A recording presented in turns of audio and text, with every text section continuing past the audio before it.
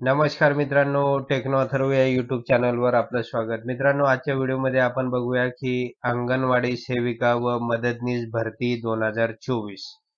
तर मित्रांनो, यासाठी जे फॉर्म भरणे सुरू झालेले आहे आणि यासाठी नेमकी पात्रता काय आहे आणि कागदपत्र कोणती लागणार आहे की ज्याच्या सहाय्याने आपल्याला सहजपणे फॉर्म भरता येईल, तर त्याची संपूर्ण माहिती आपण या व्हिडिओमध्ये बघणार आहोत. त्यामुळे व्हिडिओ अतिशय महत्त्वाचा आहे, नॉलेजेबल आहे, तो पूर्ण बघा.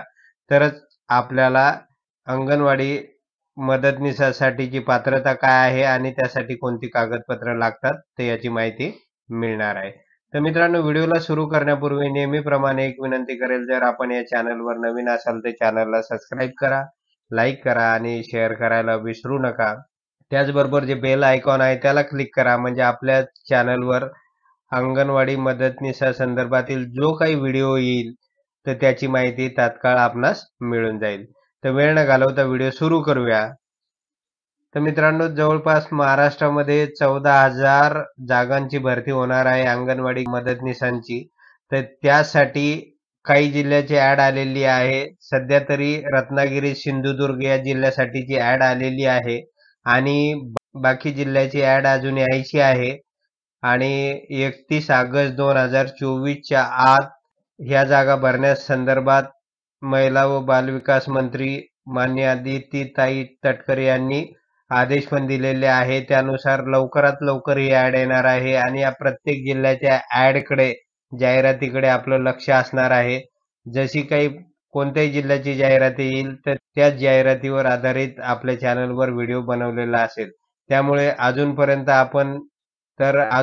आपण चॅनलला सबस्क्राईब केलं नसेल तर चॅनलला सबस्क्राईब करा आणि बेल आयकॉनला क्लिक करा, म्हणजे आपल्याला तात्काळ आपल्या चॅनलवर जो काही नवीन व्हिडिओ येईल या संदर्भातला तर त्याची माहिती मिळून जाईल. तर बघूया मित्रांनो, यासाठी नेमकी शैक्षणिक पात्रता काय आहे. तर ज्या भगिनी या जागेसाठी अप्लाय करणार आहे तर त्यासाठीची सुरुवातीची मिनिमम पात्रता आहे 12वी पास. जर आपण 12वी पास असेल तर आपण सहजपणे या पोस्टसाठी अप्लाय करू शकतो. त्यानंतर मित्रांनो, जर आपली पदवी असेल, पदव्युत्तर पदवी असेल, डी.एड, बी.एड, एम.एस.सी.आय.टी हे सगळे कोर्सेस किंवा हे सर्टिफिकेट आपल्याकडे जर असेल तर आपल्याला प्राधान्य देण्यात येईल, असं या ठिकाणी म्हटलेलं आहे. त्यानंतर दुसरं आहे की आपल्याला मराठी भाषेचे ज्ञान असावे. त्यानंतर फक्त महिला उमेदवार या पदासाठी अर्ज करू शकतात.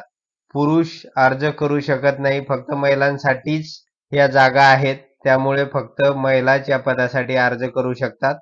आता मित्रांनो, यासाठी नेमके डॉक्युमेंट्स कोणकोणते लागणार आहे तर ते बघूया आपण.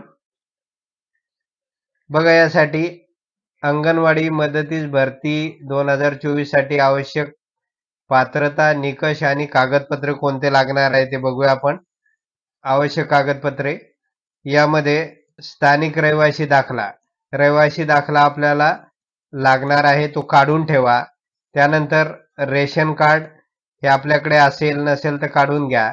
त्यानंतर जन्मतारीख व वयाचा दाखला हा आपल्याला ग्रामसेवककडून मिळून जाईल, हा पण काढून घ्या.